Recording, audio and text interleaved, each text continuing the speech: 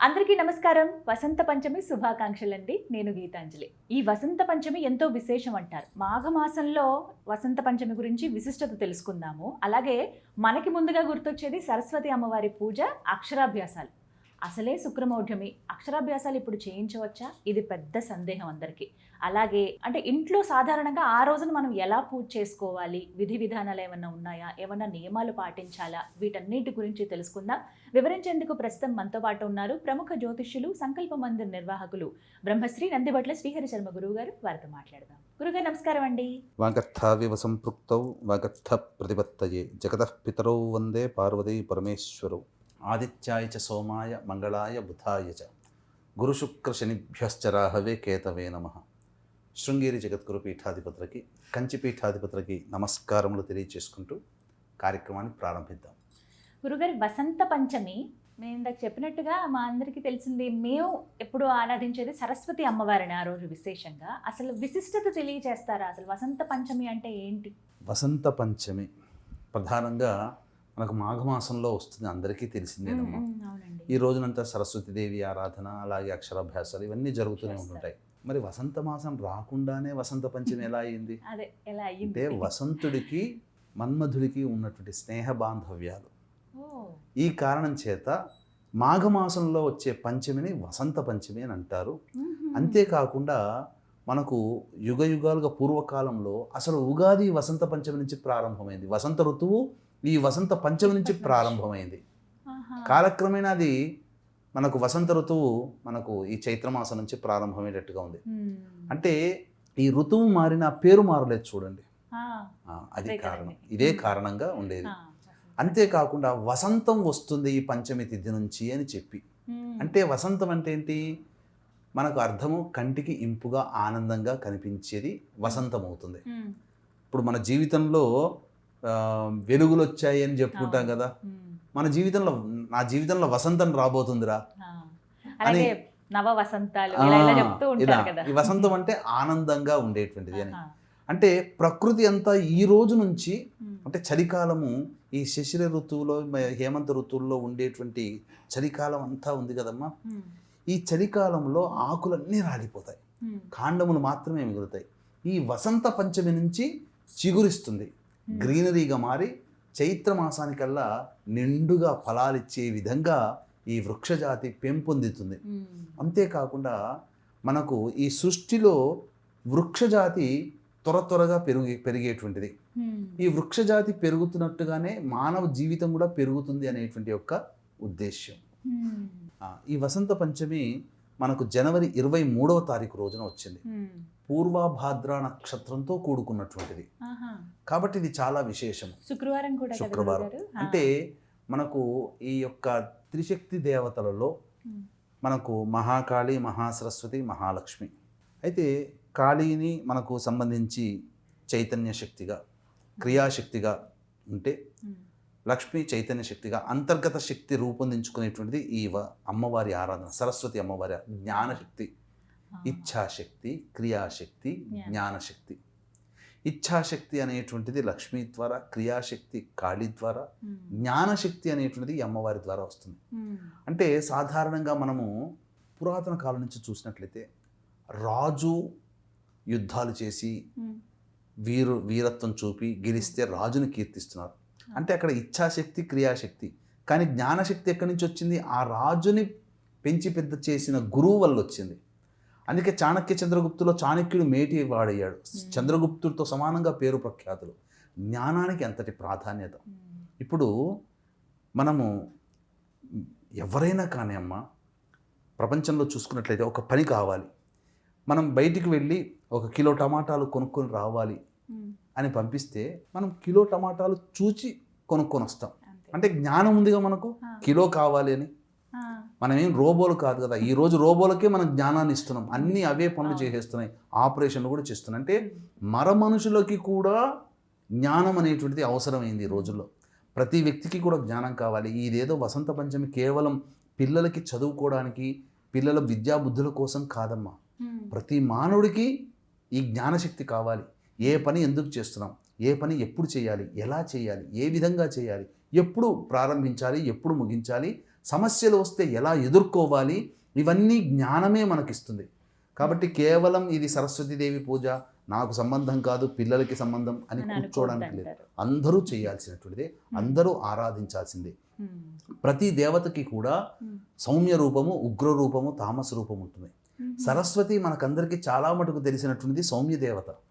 కానీ సరస్వతికి ఉగ్ర రూపం నీల సరస్వతి.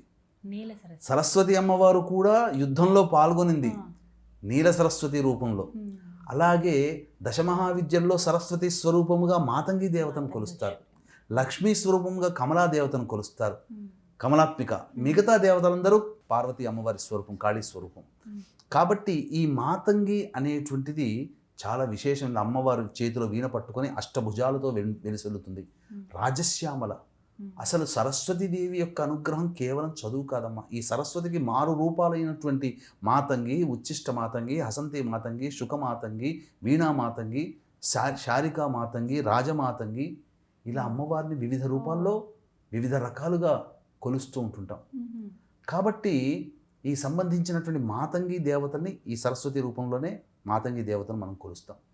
అంతేకాకుండా సభ వశీకరణ, జన వశీకరణ, రాజవశీకరణ, ఇవన్నీ సరస్వతీదేవి యొక్క అనుగ్రహం వల్ల కలుగుతుంది. సరస్వతి రూపాలైన మాతంగి ద్వారానే కలుగుతాయి. ఇప్పుడు ఒక జాబ్కి నలుగురు వెళ్ళారనుకోండమ్మా, ఒక్కడిని వరిస్తుంది కదా, ఆ వ్యక్తికి రాజవశీకరణ ఉంటుంది. అందుకే ఆ వ్యక్తి ఇంటర్వ్యూకి వెళ్ళినా ఉద్యోగం సంపాదించుకోగలిగారు. ఇలా ఉంటుందన్నమాట. ఇప్పుడు మీకు జ్ఞానం అనేటువంటిది ఎక్కడ పనిచేస్తుంది తెలుసమ్మా? మీకు బాగా వీక్షించిన ప్రేక్షకులు కూడా అందరికీ అనుభవమే. చదువుకున్న ప్రతి వ్యక్తి, 10th క్లాస్ చదివిన ప్రతి వ్యక్తి అనుభవమే అని చెప్పొచ్చు. ఎగ్జామ్ షీట్ మార్క్స్ ఆన్సర్ ఇస్తారు, OMR షీట్ ఉంటుంది, తెలిసినవన్నీ రాస్తాం, తెలియనివన్నీ మనకు అలా చూసి అడ్డిమారు గుడ్డి దెబ్బలాగా మనకు ఆన్సర్ అదేనేమో అని భావించేస్తాం. ఆ జ్ఞానం సరైన ఆన్సర్ మీద టిక్కు పెట్టడమే మనకు జ్ఞానశక్తి అని చెప్పవచ్చు. అంతేకాకుండా ఈ రోజున అమ్మవారిని ఆరాధన చేస్తే, అంటే ఇప్పుడు మనకు చెప్పదలిసినట్లయితే జ్ఞానం అంటే జ్ఞాపక శక్తి మనకు ఉండదమ్మా. 3 రోజుల కిందట ఎక్కడికి పోయాం, ఏం చేసాం, 2ంటికి ఏం చేసామంటే టక్కున చెప్పగలుగుతామా? చెప్పలేము. కానీ పిల్లలు చక్కగా చెప్తారు. అంటే వాళ్ళల్లో న్యూరాన్స్ యాక్టివేట్ అవుతాయి. ఈ పిల్లలకి ఎందుకు ఈ వసంత పంచమి అంటే, ఆ పంచమి తిథికి ఈ యొక్క మెదడుకి సంబంధం ఉంది ఈ యొక్క మాఘమాసంలో. అందుకని వసంత పంచమి రోజున సరస్వతి ఆరాధన పెట్టడం ద్వారా న్యూరాన్స్ యాక్టివేట్ అవుతాయి. ఈ అమ్మవారిని ఈరోజు పూజ చేయండి అని చెప్తారు. కాబట్టి విధిగా పూజ ఆచరించాలి ఈ వసంత పంచమి రోజున. ముఖ్యంగా సరస్వతి అమ్మవారిని ఇంట్లో చేసుకోవచ్చమ్మా. అయితే ఈ సంబంధించినటువంటి వసంత పంచమి తిథి రోజున ఏదైతే ఉందో, ఆ రోజున అమ్మవారు శ్వేత వస్త్రము ధరించినటువంటిది, శ్వేత వాహనం అంటే హంసవాహనం, ఇవన్నీ ధరించినటువంటి చిత్రపటము కానీ లేదా కలశంలోనైనా కానీ అమ్మవారిని ఆరాధన చేయవచ్చు. ఒక పీట ఏర్పరచుకొని పసుపు రంగు కానీ తెలుపు రంగు కానీ వస్త్రము ఆచ్ఛాదనగా మనకు పీట వేసి దాని మీద చిత్రపటం పెట్టి లేదా కలశం పెట్టి అమ్మవారిని మొట్టమొదటిగా గణపతి పూజ చేసి గణపతి యొక్క అనుగ్రహం తీసుకొని సరస్వతీదేవి యొక్క అష్టోత్తర పూజ విధానంగా, షోడశోపచార విధానంగా పూజ చేయాలమ్మా. తెల్లటి పుష్పాలనే వాడమని చెప్పబడి ఉంది ఈ యొక్క పూజా విధానంలో.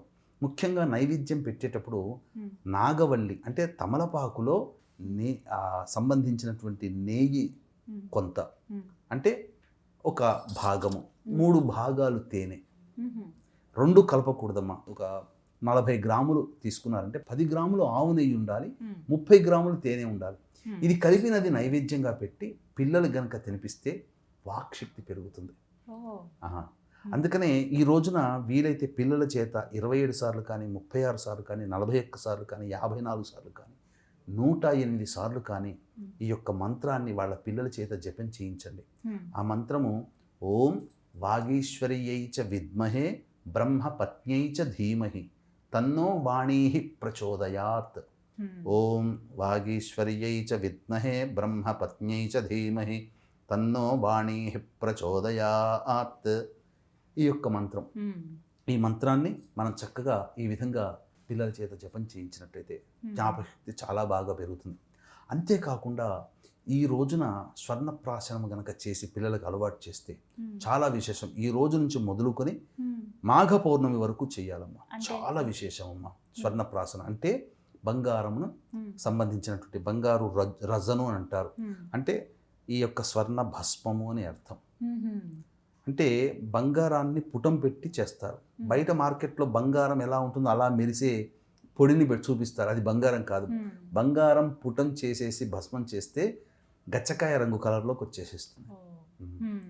కాబట్టి ఆ భస్మాన్ని తేనెలో బాగా చిలికి ఈ రోజున నుంచి మొదలుకొని పౌర్ణమి వరకు గనక తినిపిస్తే పిల్లల్లో ఇక ఎప్పటికీ తరిగిపోయినటువంటి వాక్శుద్ధి, ఆటిజం భావాలతో ఇబ్బంది పడుతున్నటువంటి వాళ్ళకి, అలాగే జ్ఞాపకశక్తి లోపించి ఇబ్బంది పడుతున్నటువంటి వాళ్ళకి ఈ యొక్క సంబంధించినటువంటి స్వర్ణప్రాసనం చేయిస్తే తప్పకుండా వాళ్ళకి జ్ఞాపకశక్తి పెరుగుతుంది, అన్ని విధాలుగా పెరుగుతాయి.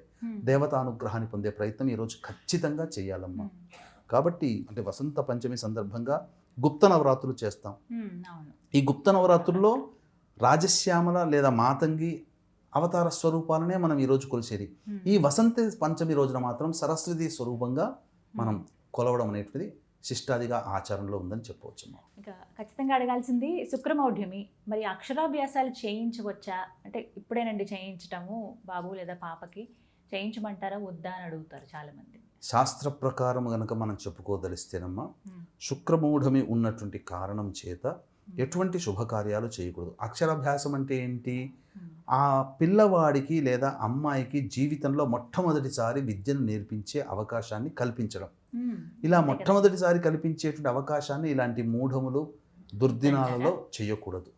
అయితే కొంతమంది ఏమంటున్నారంటే క్షేత్రంలో కదండి తప్పులేదు, క్షేత్రంలో చేసుకోవచ్చు అని అంటారు. కానీ శాస్త్ర ప్రకారం అయితే సమ్మతం కాదమ్మా. కాకపోతే ఇక మామూలుగా సరస్వతి పూజ చేసి ఈ యొక్క సంబంధించినటువంటి పాల్గొన మాసంలో శ్రీ పంచమి మదన పంచమి అని అంటాం, అప్పుడు చేసుకోండి. అప్పటికి శుక్రమూఢం వెళ్ళిపోతుంది. ఆ సమయంలో చక్కగా అక్షరాభ్యాసాది కార్యక్రమాలు చేసుకోవచ్చు. సాధారణంగా ఆల్రెడీ అక్షరాభ్యాసం చేసుకునే వాళ్ళు మళ్ళీ ఏదైనా సరస్వతి దేవాలయంలో వెళ్ళి పూజ చేసుకోవచ్చు, పిల్ల పాపలతో చేసుకోవచ్చు. కానీ చక్కగా పిల్లలు అక్షరాభ్యాసము అనేటువంటిది ఈ యొక్క మూఢమి సందర్భంగా పనికిరాదు. అలాగే అమ్మవారికి నైవేద్యముగా బెల్లం పాయసం నైవేద్యంగా పెట్టాలి. అలాగే ఎల్లో కలర్ ఉన్నటువంటి పెన్నులు, అంటే కలర్ ఇంక్ ఎల్లో కలర్ కాదు, పెన్నులు క్యాప్ కానీ ఏదైనా కానీ పసుపు రంగులో కనుక ఉన్నటువంటిది ఈ రోజున పెట్టాలి. ఎందుకనంటే ఈ రోజున పూర్వభాద్ర నక్షత్రం ఉంది, గురువుకు సంబంధించినది. కనకవర్ణం కనకగంధం కనక పుష్పం కనకమాల్యాంబరధరం కనకఛత్ర ధ్వజ రథ పతాకాది శోభితం అని చెప్పి ఈ యొక్క గురువుని స్తుతిస్తూ చేసే నవగ్రహ స్తోత్రాలలో ఉంటుంది. కాబట్టి కనకవర్ణం అంటే పసుపు పచ్చ, కాబట్టి పసుపు పచ్చ రంగు వర్ణంతో ఉన్నటువంటి పెన్నులని పూజా దగ్గర పెట్టి పిల్లలకి ఇచ్చేస్తే కనుక చక్కగా ఉంటుంది. ఇక వీక్షించేటువంటి ప్రేక్షకులకి కూడా ఈ యొక్క జనవరి 29వ తారీఖు రోజున భీష్మ ఏకాదశి. ఎవరి కుటుంబంలోనైతే తండ్రి వైపు 6 తరాలు తల్లి వైపు 3 తరాలు దుర్మరణాలు పాలై పితృదేవతలు త్రిశంకు స్వర్గంలాగా మోక్షాన్ని పొందకుండా ఉంటారో వారి వలన ఇబ్బందులు సమస్యలు అనేటివి కలుగుతుంటాయి. ఏ పని ముందుకు సాగదు, అన్ని దగ్గర దాకా వచ్చి వెనక్కి వెళ్ళిపోవడం జరుగుతుంటాయి. కాబట్టి ఇటువంటి దోషాలు పంచశాపాలుగా మారి మానవుని ఇబ్బంది పెడతాయి. కాబట్టి ఆ విధంగా పంచశాపాల నివృత్తికి 29వ తారీఖు రోజున భీష్మ ఏకాదశి రోజున మన పీఠమాధ్వర్యంలో పంచశాప నివృత్తి పూజలు హోమాలు జరుగుతాయి. 28వ తారీఖు రోజున బయలుదేరుతాం. అవకాశం ఉన్నవాళ్ళు స్క్రీన్పై కనిపిస్తున్న నెంబర్కి కాంటాక్ట్ చేసి మీ గోత్రనామాలు నమోదు చేసుకోవచ్చు. రాలేని వారు బ్రాహ్మణుని కర్తగా పెట్టి ఈ కార్యక్రమాన్ని కూడా జరిపించుకోవచ్చు. చక్కగా వివరించారు గురుగారు, ధన్యవాదాలండి. సర్వం శ్రీ ఉమామహేశ్వర పరబ్రహ్మార్పణమస్తు.